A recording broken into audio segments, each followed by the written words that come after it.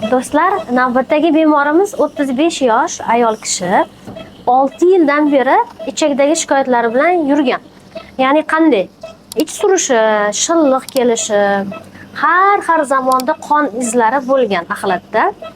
Lekin ming afsuski ko'p bemorlarimiz qatori bular ham o'z vaqtida ko'rinmagan shifokorga, vrachga. Ko'pchilik bemorlarimiz uyaladi. Shu ichak bilan, orqa soha, anal soha bilan bog'liq kasalliklar bo'lsa, negadir bizni bemorlarimiz uyaladi ko'rinishga va kasallikni og'ir darajasiga yetkazib yuboradi. Eng achinarlisi shu.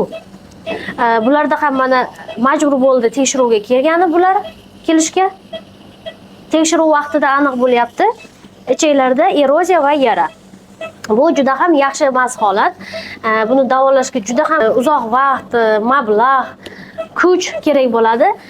Chunki og'ir darajalarda erozivniy yazvinni kolitlarni davolash qiyin. Shuning uchun har doim aytamiz, ilk belgilarida mutaxassisga ko'rinish kerak. Organizm sizga signal beradi, nimadir ne to ketyapti, nimadir o'zgaryapti organizmda. Shuning uchun tekshirish kerak, vaqtida ko'rinish kerak. Boshida lecheniya qilinish juda oson bunaqa holatlarda. Lekin mana 6 yil o'tkazib o'rgan bemorimiz endi bularning lecheniyasi juda ham surunkali davom etadi. Juda ham qattiq parhez, dieta hamda o'zini lecheniyalari qilinadi. Bunaqa holatda даже operatsiya holatlarigacha ham borishi mumkin. Yosh qiz 91-yil. Azizlar, sizlarga yana maslahat beraman, tavsiyam cho'zmanglar.